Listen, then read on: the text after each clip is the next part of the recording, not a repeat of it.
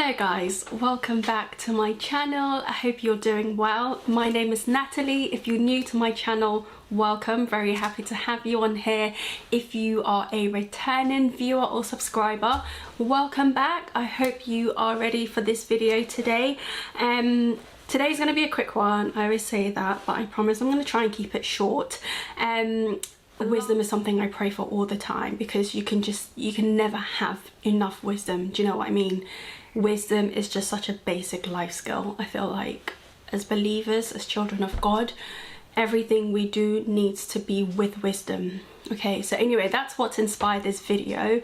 And as I continue to study, I started to think about examples of women in the Bible who showed a level of wisdom that went beyond their present circumstances. You know, in terms of some of the decisions that they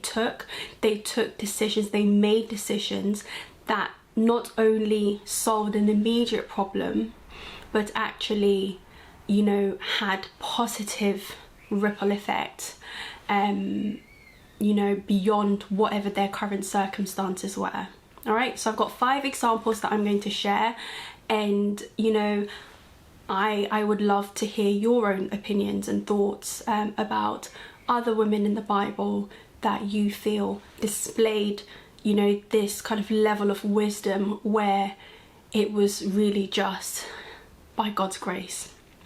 You know, I'm not picking on women because I think women are the best, because we are, and I feel like everyone should listen to women when we speak. But no, I was led to focus on women for this study. And don't worry, I've mentioned men and great men of God who did things too, so it's only fair that I focus on my ladies, okay? Okay, let's get into it. The first woman that I want to talk about is Rahab, okay?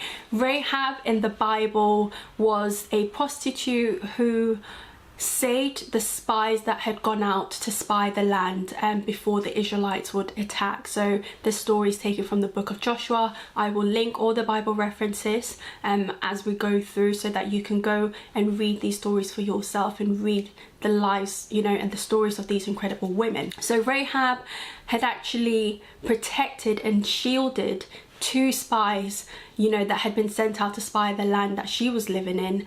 And you know, the reason I'm selecting her as an example is because Rahab saw that these people were servants of God, you know, the God that she'd heard about. She actually thought, how can I preserve my life and the life of my family? So whilst they were looking for a place to escape, she actually negotiated a deal that would save not only her life but the life of her family, so that when the walls of Jericho came down, Joshua sent for Rahab and her family and they were all safe. You know, she had that gift of discernment to know that, okay, these guys, actually I need to be on their side. So she did what she needed to do to secure her life and the life of her family. So that's example number 1. Example number 2 is the Shunammite woman in the Bible, who was, you know, a sponsor, if you like, of Elisha's ministry.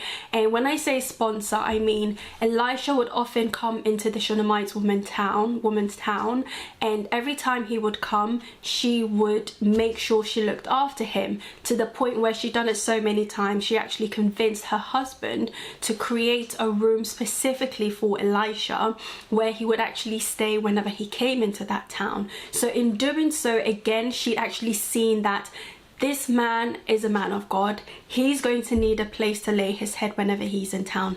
I'm going to be the person that provides that place for him. So again, great discernment, great wisdom and decision making, where she built that house with the help of her husband, or built that room, told Elisha about it. Elisha graciously accepted, and in return asked her, what is the desire of your heart? The result of that was the woman, a year after, you know, bearing her own child, which is something she hadn't been able to do before. As you carry on reading the story, you see that her son ultimately passed away, but was then brought back to life by the very same Elisha. All right, so great reward for that great display of wisdom in that situation, which was to bring her a son of her own, which she clearly desired, and also the ultimate saving of her son from death by the very same prophet. So that decision, you can see, not only had positive repercussions in that current circumstance, in that it met Elijah's needs,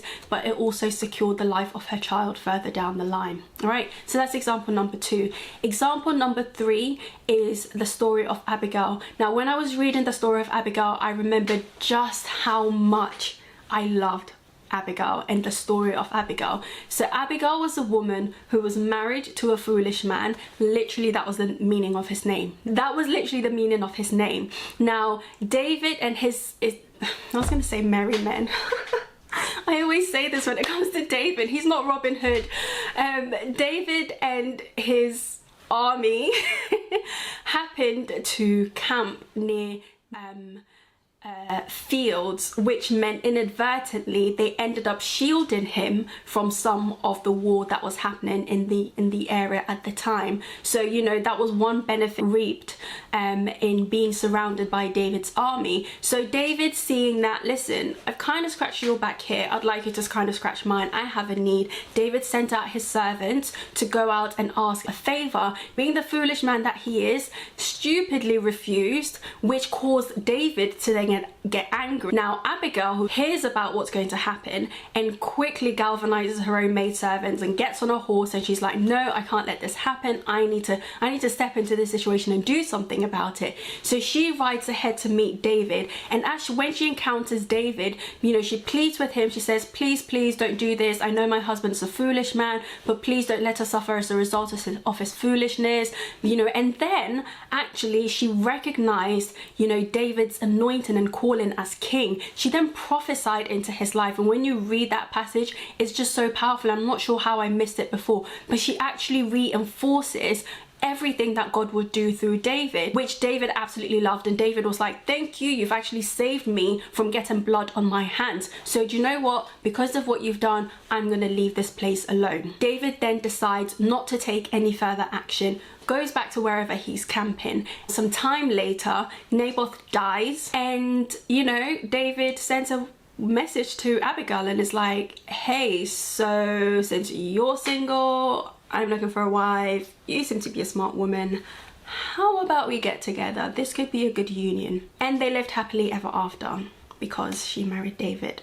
So her wisdom in that time not only saved her household, but it actually led to her also being a part of David's destiny, which, as you all know, David was a great man, and Abigail became a part of that story. The 4th example, so example number 4, is the story of Mary in the New Testament, who had actually approached Jesus when he was at one of the Pharisees' house and decided to wash his feet with her hair and with the most expensive oil. Okay, her decision to do that was viewed by others as wasteful because they thought, this oil is so expensive, why would you waste it? But Jesus actually stopped their criticism and said to them, this woman is doing something that will be remembered every single time the gospel is preached. And guess what? He's right, because here I am so many years later talking about this incredible act by this woman of God. So her worship of him, I believe, still came from a place of wisdom,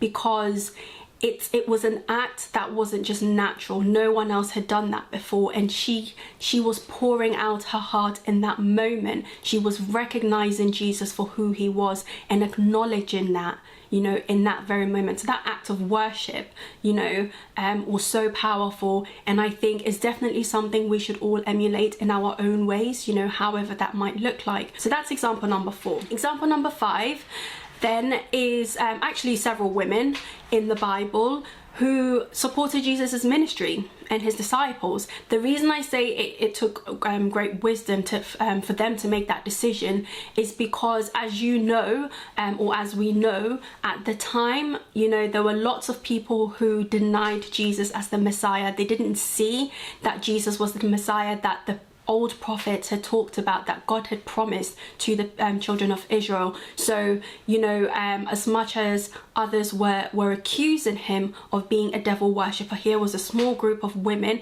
that Jesus, you know, Jesus's ministry had actually impacted. So a lot of them had been healed by Jesus, and so as a result they decided to support his ministry. They decided to support the ministry of Jesus and his disciples. Now it's interesting because it's a group of women, you know, who took a decision to do something that not many others would have done in that moment. So that's all I have to share for today.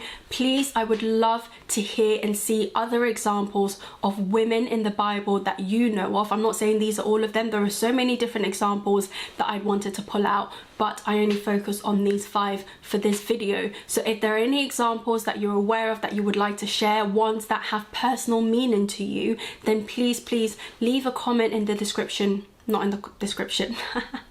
I need to get used to doing this. Leave a comment in the comment section and share a story or the life of a woman in the Bible that you thought went beyond the present circumstances, went beyond, you know, what was seen at the time, and actually took great wisdom and discernment and being able to see things beyond whatever was currently in front of them. Right. So I hope you enjoyed this video. I hope you follow up and do some of the reading, if not all the reading that I put in this video today. And like I said, please feel free to leave a comment and let me know your thoughts. Okay, I will see you in my next video. Have a lovely week ahead, guys. Bye.